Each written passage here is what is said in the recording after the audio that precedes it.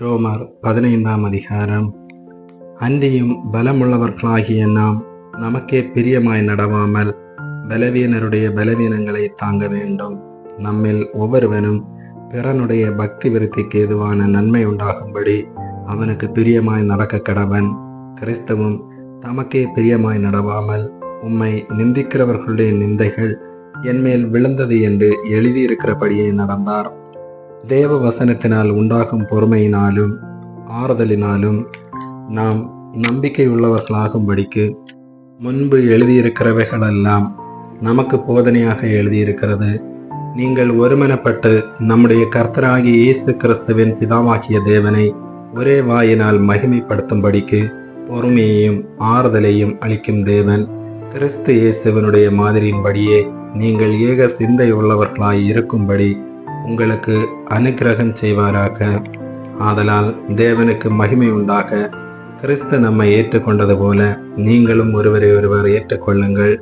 மேலும் பிதாக்களுக்கு பண்ணப்பட்ட வாக்குத்தத்தங்களை உறுதியாக்கும்படிக்கு தேவனுடைய சத்தியத்தின் நிமித்தம் இயேசு கிறிஸ்து விருத்த சேதனம் உள்ளவர்களுக்கு ஊழியக்காரர் என்றும் புறஜாதியாரும் இரக்கம் பெற்றது நிமித்தம் தேவனை மகிமைப்படுத்துகிறார்கள் என்றும் சொல்லுகிறேன். அந்தபடி இது நிமித்தம் நான் புறஜாதிகளுக்குள்ளே உம்மை அறிக்கை பண்ணி உம்முடைய நாமத்தை சொல்லி சங்கீதம் பாடுவேன் என்று எழுதியிருக்கிறது. மேலும் புறஜாதிகளே, அவருடைய ஜனங்களோட கூட களி கூறுங்கள் என்கிறார். மேலும் புறஜாதிகளே, எல்லாரும் கர்த்தரை துதியுங்கள், ஜனங்களே எல்லாரும் அவரை புகழுங்கள் என்றும் சொல்லுகிறார். மேலும் ஈசாயின் வேரும் புறஜாதியாரை ஆளும்படிக்கு எழும்புகிறவருமாகிய ஒருவர் தோன்றுவார். அவரிடத்தில் புறஜாதியார் நம்பிக்கை வைப்பார்கள் என்று ஏசாயா சொல்லுகிறான்.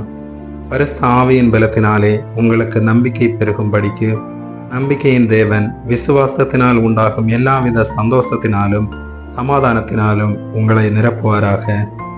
என் சகோதரரே, நீங்கள் நற்குணத்தினால் நிறைந்தவர்களும் சகல அறிவினாலும் நிரப்பப்பட்டவர்களும் ஒருவருக்கொருவர் புத்தி சொல்ல வல்லவர்களுமாய் இருக்கிறீர்கள் என்று நானும் உங்களை குறித்து நிச்சயித்திருக்கிறேன்.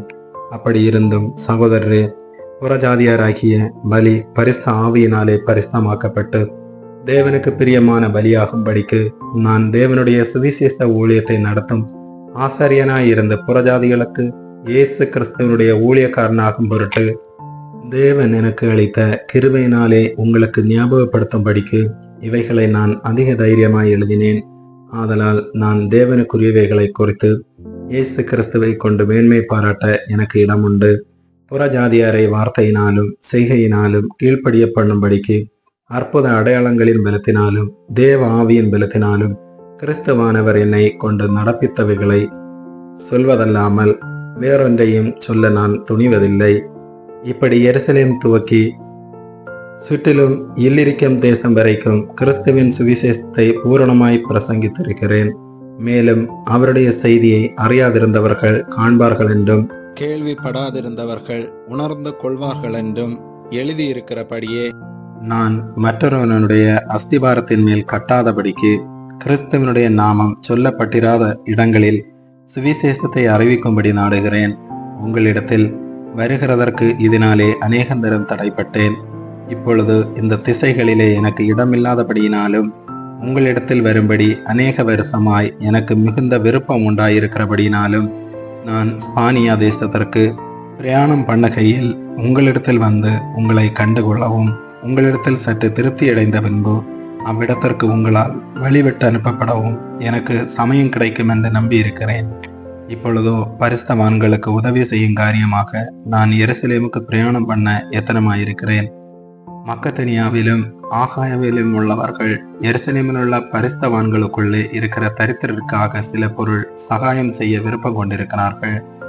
இப்படி செய்வது நல்லதென்று எண்ணினார்கள். இப்படி செய்கிறதற்கு அவர்கள் கடனாளிகளாயும் இருக்கிறார்கள்.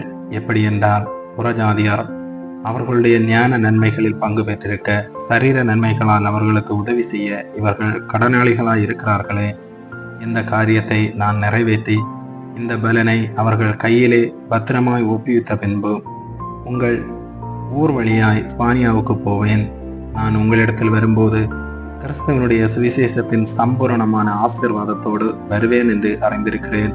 மேலும் சகோதரரே, தேவ சித்தத்தினாலே நான் சந்தோஷத்துடனே உங்களிடத்தில் வந்து உங்களோடு இளைப்பாறும்படியாக யூதேயாவில் இருக்கிற அவிசுவாசிகளுக்கு நான் தப்பிவிக்கப்படும்படிக்கும் நான் எருசலேமில் உள்ள பரிசுத்தவான்களுக்கு செய்யப்போகிற தர்ம சகாயம் அவர்களால் அங்கீகரிக்கப்படும்படிக்கும் நீங்கள் தேவனை நோக்கி செய்யும் ஜெபங்களில் நான் போராடுவது போல நீங்களும் என்னோடு கூட போராட வேண்டும் என்று நம்முடைய கர்த்தராகிய இயேசு கிறிஸ்துவின் நிமித்தமும் ஆவியானவருடைய அன்பு நிமித்தமும் உங்களை வேண்டிக் கொள்ளுகிறேன். சமாதானத்தின் தேவன் உங்கள் அனைவரோடும் கூட இருப்பாராக. ஆமேன்.